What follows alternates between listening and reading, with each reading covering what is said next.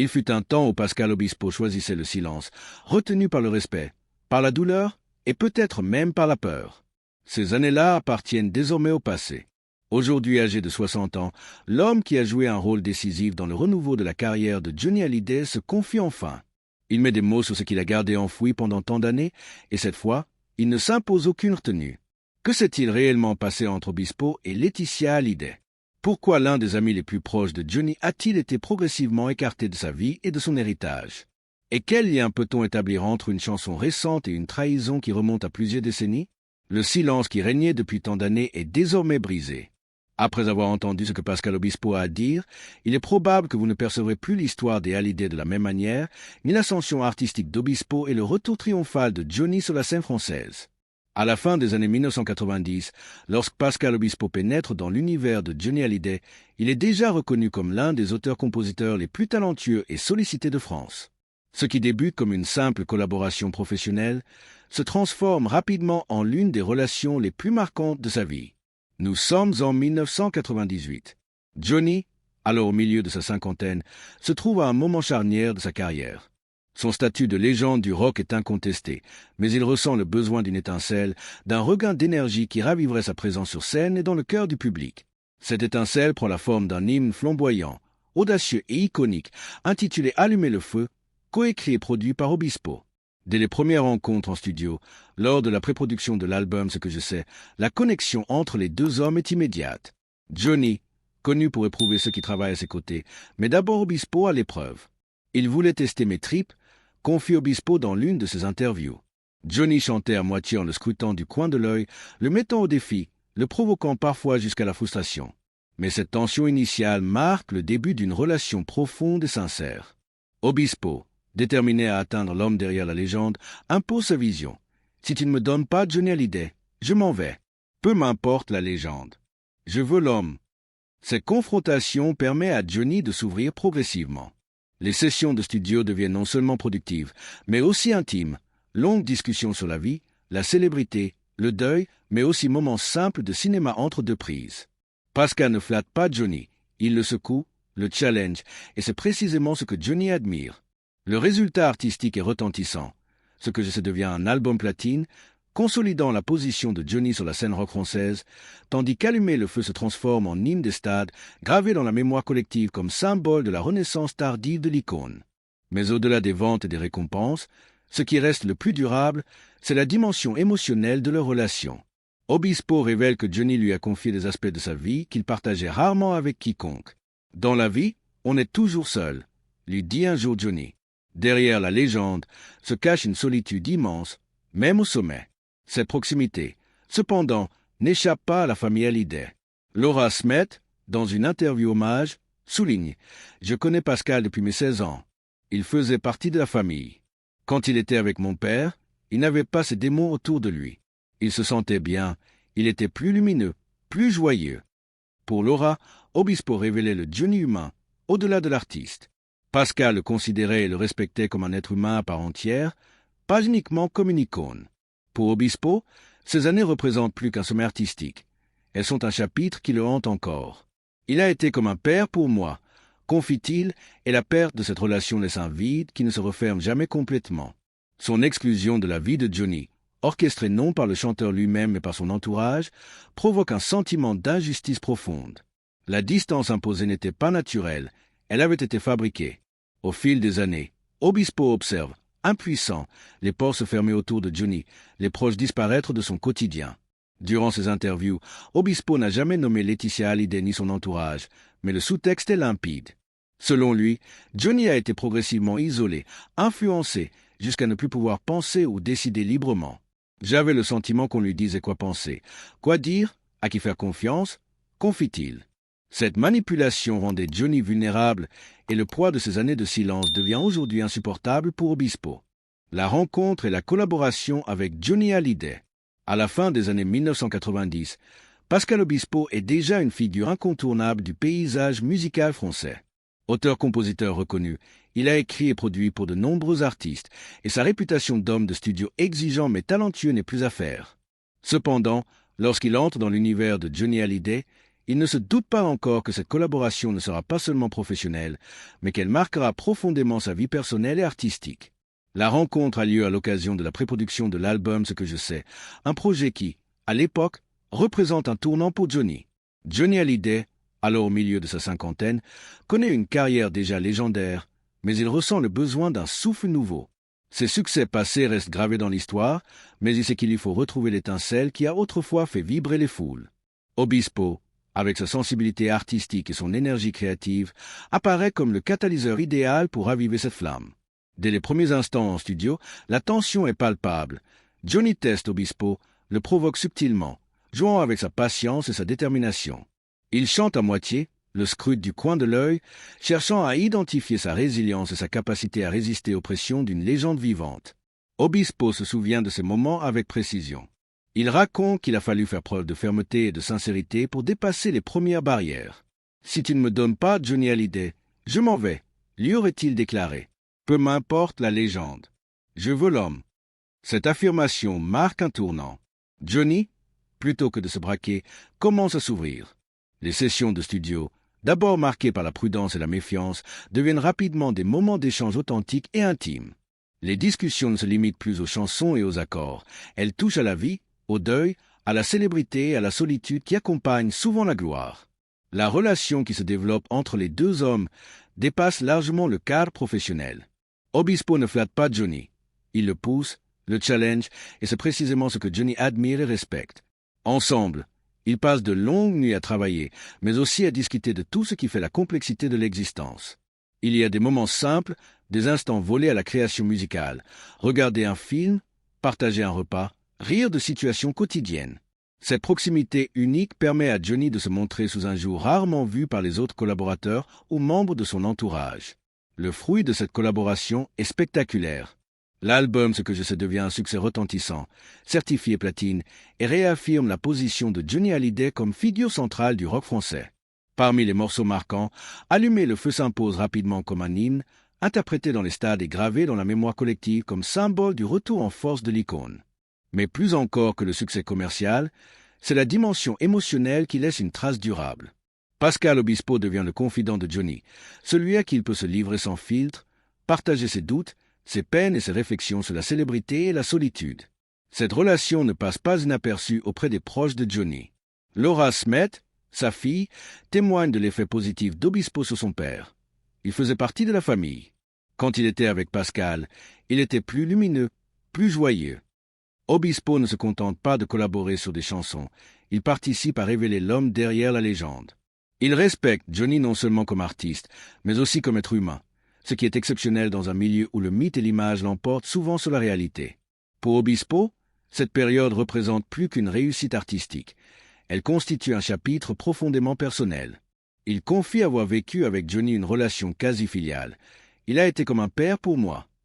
La perte de cette proximité, lorsqu'il se voit progressivement écarté de la vie de Johnny, laisse un vide que rien ne peut combler. La distance imposée n'est pas le résultat du hasard, mais d'une stratégie orchestrée par l'entourage du chanteur. Obispo observe, impuissant, les portes se fermer autour de Johnny, alors que des proches disparaissent de son quotidien. Ce processus de marginalisation est pour lui une source de douleur immense, car il touche directement à la sincérité de leur amitié et à l'intimité qu'ils avaient partagée. Malgré cette exclusion progressive, Obispo continue de garder pour lui ce qu'il a vécu.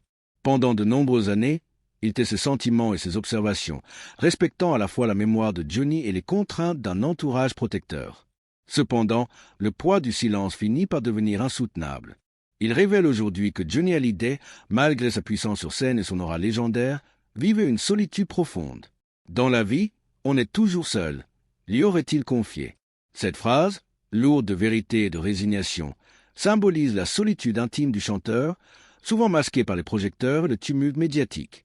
Obispo se rappelle également des moments où il a dû protéger Johnny de son entourage, prenant parfois des décisions courageuses pour lui permettre d'exprimer sa vraie personnalité.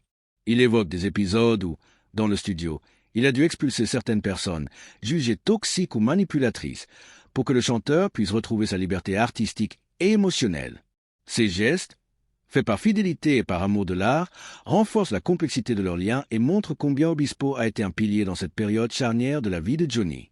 Cette première partie de l'histoire, centré sur la rencontre et la collaboration avec Johnny Hallyday, illustre non seulement l'importance de la dimension artistique, mais aussi la profondeur humaine de leur relation. Obispo ne se contente pas de produire des chansons à succès. Il accompagne l'homme, soutient l'ami et défend une authenticité que peu pouvaient comprendre ou protéger. C'est dans ce mélange unique d'exigences artistiques et de loyauté personnelle que naît la véritable essence de leur lien, qui continuera de marquer durablement la mémoire collective du rock français. L'exclusion et la solitude de Johnny Hallyday.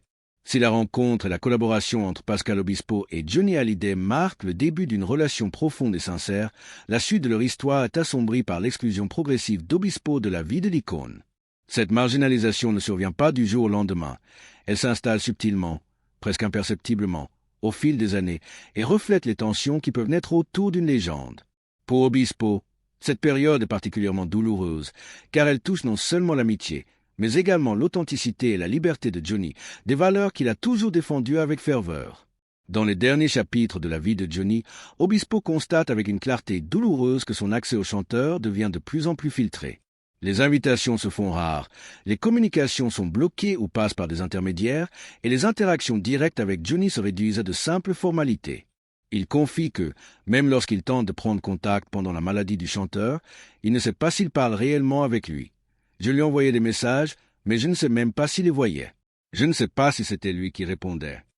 Ce sentiment d'éloignement est une expérience cruelle, car il touche à l'essence même de la relation qu'ils avaient construite. La cause de cette marginalisation, selon Obispo, ne réside pas dans Johnny lui-même. Au contraire, le chanteur reste fidèle à ceux qu'il aime, mais il est progressivement isolé et influencé par son entourage. Obispo évoque une forme de gouroutisation. Johnny devient vulnérable à ceux qui contrôlent ses contacts et influencent ses décisions. Cette manipulation subtile transforme la perception du chanteur et réduit sa capacité à interagir librement avec les amis de longue date. Pour Obispo, voir Johnny répéter des opinions et des comportements dictés par d'autres est une expérience profondément frustrante et triste. Elle révèle un homme qui, malgré sa puissance et sa légende, reste humain, fragile et soumis aux pressions de son entourage. Cette exclusion se traduit également par des tensions émotionnelles. Obispo se souvient de moments où il devait protéger l'intégrité et la sincérité de Johnny dans le studio. Les sessions d'enregistrement de Ce que je sais, qui avaient été autrefois des instants de créativité et d'intimité, deviennent plus compliquées lorsque certaines personnes, jugées manipulatrices ou nuisibles, tentent de contrôler l'accès au chanteur. Obispo raconte qu'il a dû expulser des membres de l'entourage, y compris Laetitia Hallyday, assistants et autres accompagnateurs, pour permettre à Johnny de redevenir lui-même, même si ce retour à la spontanéité n'était que temporaire. Le poids de cette exclusion dépasse la sphère professionnelle et artistique. Il touche au cœur de l'amitié et de la confiance. Obispo décrit une douleur unique, être effacé non par Johnny, mais par ceux qui l'entourent, qui ne supportaient pas sa franchise et sa capacité à dire les vérités nécessaires.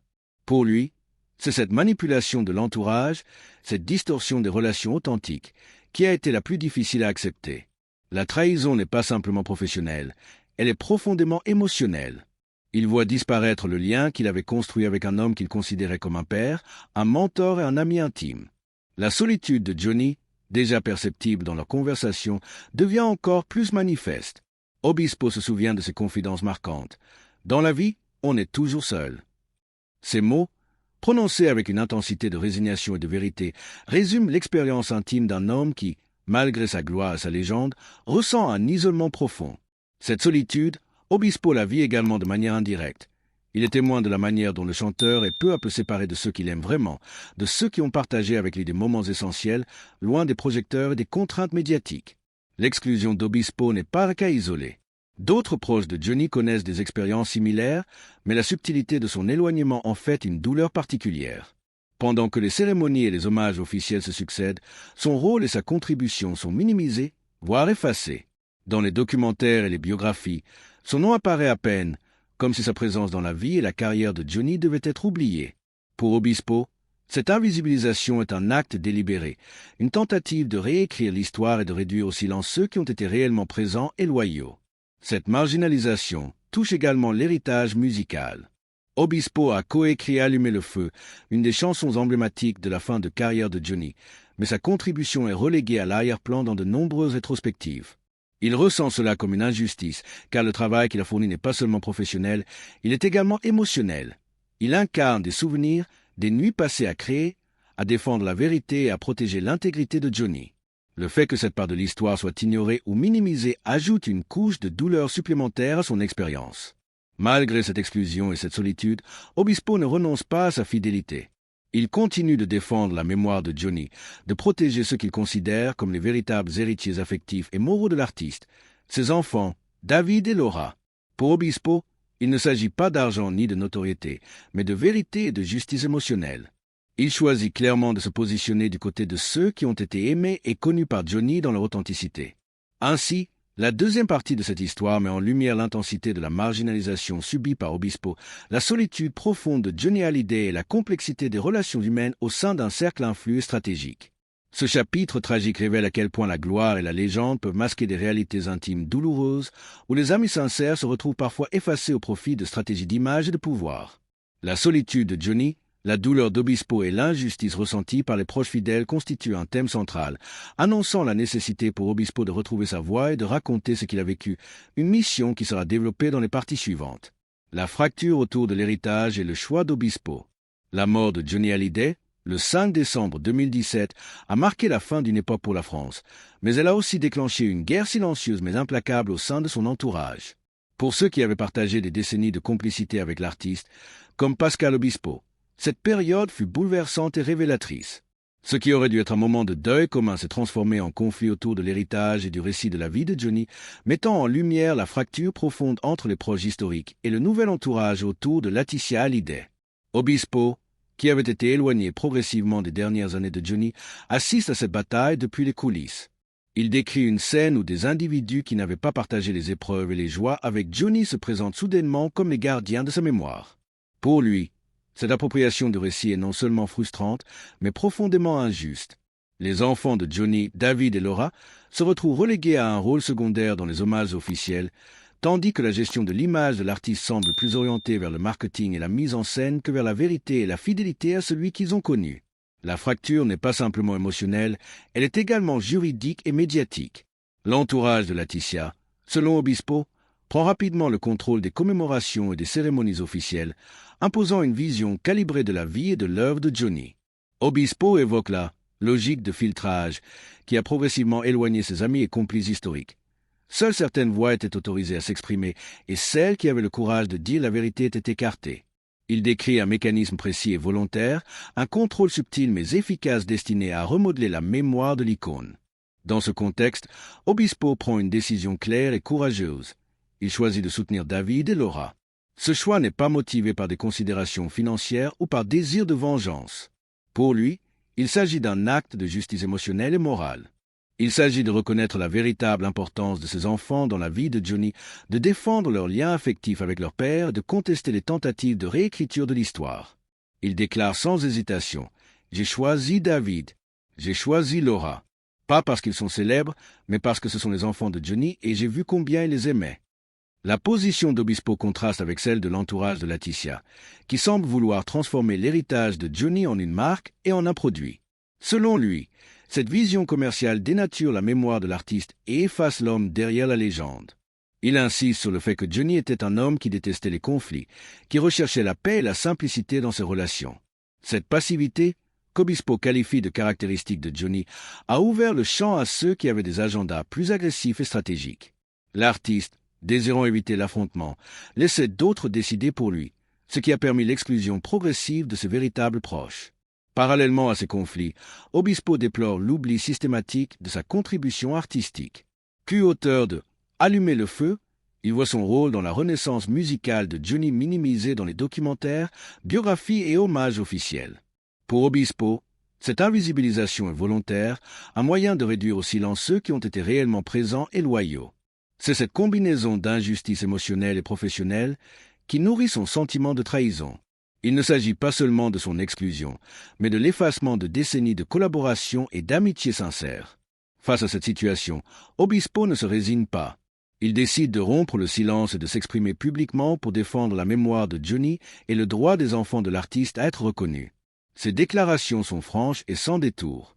Dans une interview, il va jusqu'à qualifier Laetitia non pas de veuve, mais de pseudo-compagne, mettant en évidence son rôle d'intermédiaire et de contrôle dans la vie de Johnny. Cette prise de position, Courageuse mais polémique, déclenche une réaction médiatique immédiate, mais elle est cohérente avec le combat qu'Obispo mène depuis des années. Protéger la vérité et les véritables liens affectifs de l'artiste. Il ne s'agit pas pour lui de créer un scandale, mais de rétablir un équilibre. Son objectif est clair. Montrer qu'il existe deux versions de Johnny Hallyday, celle que certains souhaitent vendre au public et celle que les proches ont réellement connue. Cette dualité entre image publique et vérité intime est au cœur du conflit autour de l'héritage. Obispo devient alors une voix essentielle, celle qui défend la mémoire humaine de l'artiste, loin des calculs et de la manipulation. La fracture est également visible à travers le comportement d'autres proches historiques. Eddie Mitchell, ami de longue date et frère de musique, partage la même position qu'Obispo.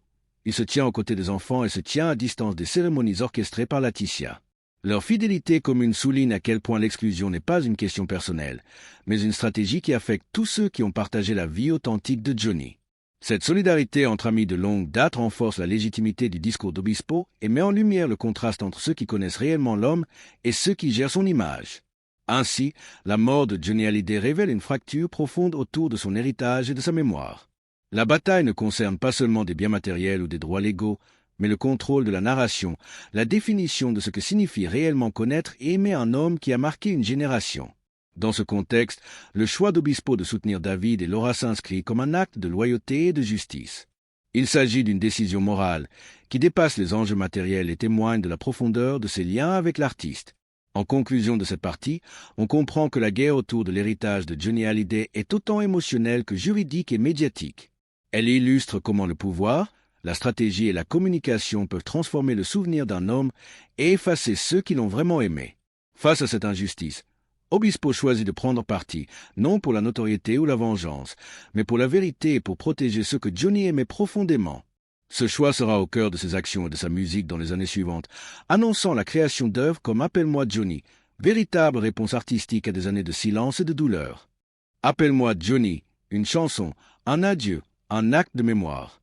Après des années de silence, de frustration et de marginalisation, Pascal Obispo décide de traduire sa peine, sa colère et sa fidélité en musique. C'est ainsi qu'est né Appelle-moi Johnny, une œuvre qui dépasse le simple hommage et devient un acte profondément personnel. Pour Obispo, cette chanson n'est pas seulement une manière de se souvenir de son ami, elle est également un moyen de reprendre possession d'une histoire que certains tentaient d'effacer. Il ne s'agit pas de scandale ni de provocation gratuite, mais d'un témoignage sincère et nécessaire pour honorer l'homme qu'il a connu au-delà de la légende. La genèse de Appelle-moi Johnny repose sur des souvenirs intimes, des conversations, des confidences et des moments partagés avec Johnny Hallyday. Pascal Obispo nous rappelle qu'au-delà des légendes, des scènes et des albums, il y a des hommes et des liens véritables. Son combat pour rétablir la vérité sur Johnny Hallyday n'est pas une revanche, mais un hommage à l'amitié, à la loyauté et à la mémoire. Avec Appelle-moi Johnny et l'album Héritage, il transforme le silence et la douleur en musique, en témoignage et en transmission.